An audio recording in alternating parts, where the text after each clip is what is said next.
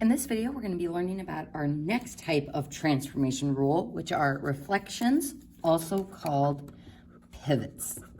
Now, how we identify this transformation in an equation is that the function is getting multiplied by a negative number. So multiplied by a negative number. But just like with our translations, the location of that negative is how we determine what type of reflection it will be. If the negative is on the outside, it will be a vertical reflection, so outside the function. And if it is on the inside, then it's a horizontal reflection.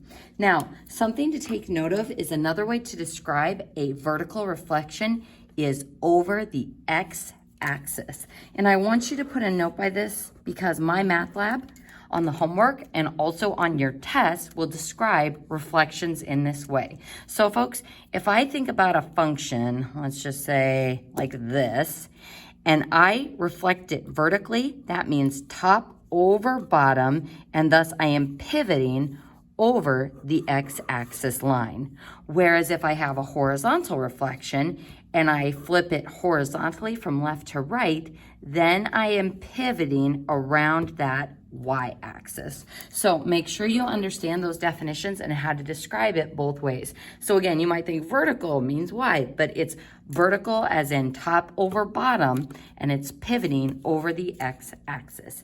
Now, as far as our coordinate transformation formulas go, vertical reflections are going to affect our y value, and horizontal reflections are going to affect our x value by multiplying them by a -1. So folks, we're just going to do a couple of these examples on here, starting with the parent function, which is a cubic. Now, if I take f of negative x, that means I'm going to multiply by a negative on the inside of the function. So on the inside, we describe it as horizontal reflection. So again, those inside transformations are always horizontal. So it's a horizontal reflection, and we can also describe it as we pivot it from left to right, that it's pivoting around that y-axis. So over the y-axis. So folks, when it says describe it, you can purely use horizontal reflection, except on my math lab, it's going to be using the over the y-axis definition. So folks, let's just visually pivot my parent function.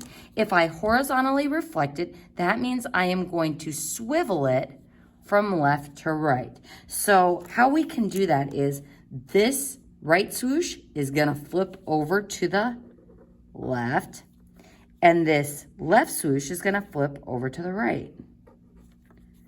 And this is what the transformation would look like, multiplying by a negative inside the cubic function. So folks, look at your parent function, look at this one, and you can see how it's pivoting from left to right over that y-axis.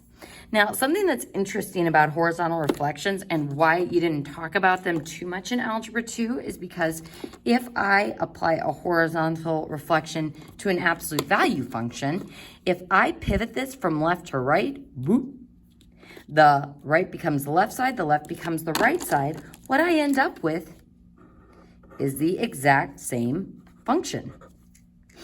So sometimes you can apply a transformation in the equation, but the final graph is not going to look any different. So yes, this technically is a different graph. It has been transformed. We're switching all the x values, but the final graph looks exactly the same.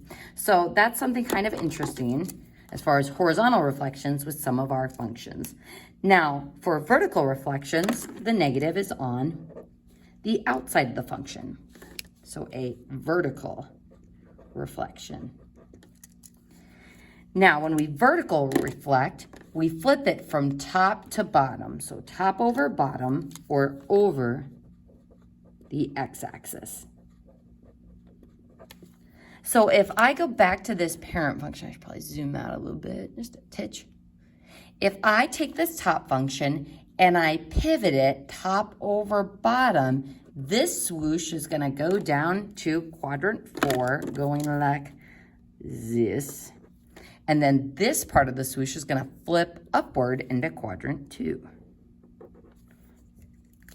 And where we pivoted is over the x-axis. So I flipped it top over bottom.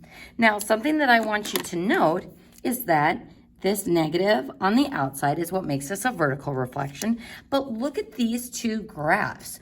A horizontal reflection of a cubic function looks exactly the same as a vertical reflection of the cubic function. And folks, the reason for this is this horizontal reflection, technically this isn't a simplified equation.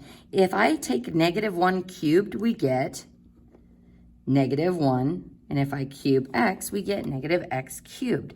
So if I simplify this reflection, I actually get the same as a vertical reflection. Now, this isn't always going to be the case. I can't always simplify like in a quadratic or something, but some of these translations, there will be multiple ways of writing them in that transformed form. So let's go ahead and take a look at our absolute value function. If I flip this one vertically, so negative being multiplied on the outside, we flip it top over bottom, and what I get is a sad absolute value face. So a sad graph that has been flipped over the x-axis.